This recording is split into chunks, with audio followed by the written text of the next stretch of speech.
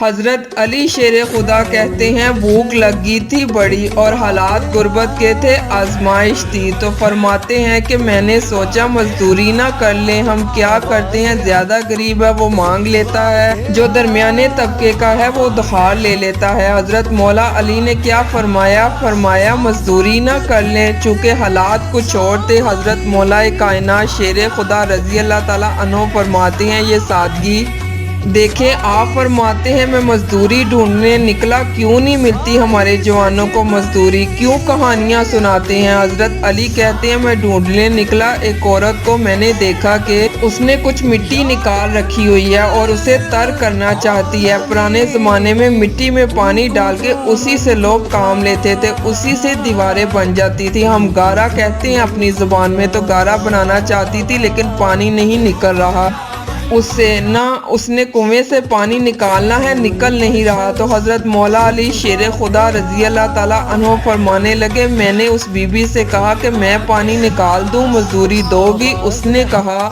میں بھی مزدوری تلاش کر رہی تھی، ایک پانی کا ڈول آپ نکالیں گے اور مٹی پہ ڈالیں گے تو ایک کھجور دوں گی۔ حضرت علی فرماتے ہیں گرمی بڑی سخت تھی، 16 ڈول پانی کے نکالے اور اس مٹی پہ ڈالے، پھر میں ہاتھ دھو کے آیا اور اس خاتون کے پاس بیٹھا تو اس نے مجھے او مزدوروں کمزور کمزور پڑتے ہو، پیچھے پیچھے ہو کے بیٹھتے ہو، خیال بناتے ہو کہ ہم کوئی کمزور لوگ ہیں، یہ دیکھو میں کن کی بات کر رہی ہوں، جن کا پیار ایمان ہے، جن کی محبت ایمان ہے۔ حضرت مولا علی شیر خدا تمہیں سبق دے رہے ہیں۔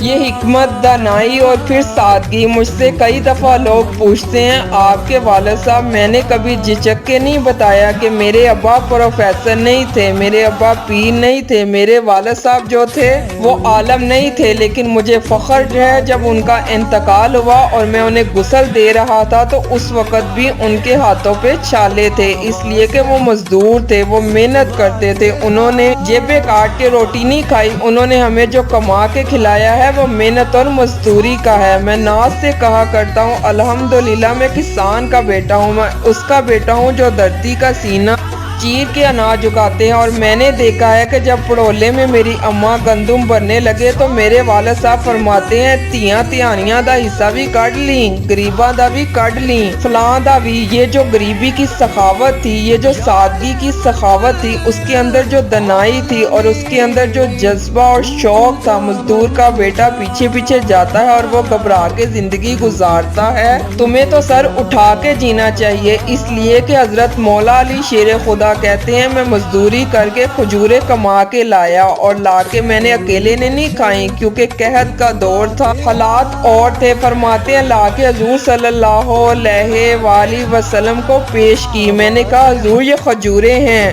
تو کریم نے پوچھا کہاں سے آئی ہیں؟ میں نے عرض کی حضور صلی اللہ علیہ وآلہ وسلم بھوک بڑی لگ رہی تھی تو مزدوری کے لیے نکلا، تو ایک عورت نے اپنی مٹی کو پانی لگانا تھا تو میں نے محنت کر کے یہ 16 کھجوریں کمائی ہیں۔ تو کہتے ہیں حضور زمین پہ بیٹھے تھے، مجھے بھی ساتھ بٹھا لیا، کھجوریں ہم نے وہیں رکھ لی، بڑے شوق سے میٹھی میٹھی باتیں بھی ہونے لگی۔ یہ تو جو لوگ روز کھاتے ہیں نا گوشت، وہ تو فخر سے کہتے ہیں او جناب یہ چیز مجھے ہضم نہیں ہوتی، کولیسٹرول ہے، فلانی پیچھے لے جاؤ پیچھے۔ کبھی آپ دوپہر کو مزدور کو روٹی کھاتے دیکھیں، وہ جس طرح ہاتھ دھوتا ہے اور پونے کو اچار لگ جاتا ہے، سارا وہ جو باندھ کے لایا ہوتا ہے، اور لیکن جب وہ کھا کے کھانا اچار کے ساتھ آسمان کی طرف دیکھتا ہے، لفظوں میں نہیں، چونکہ لفظ تاثیر سے بنتے ہیں تلفظ سے نہیں۔ اہل دل آج بھی ہے اہل زبان سے آگے، وہ جو لہجے سے رب کا شکر ادا کرتا ہے تو اس کے آنکھوں کی روشنی بتاتی ہے کہ جو اس نے کھایا ہے اس نے رب کا شکر بھی ٹھیک ادا کیا ہے۔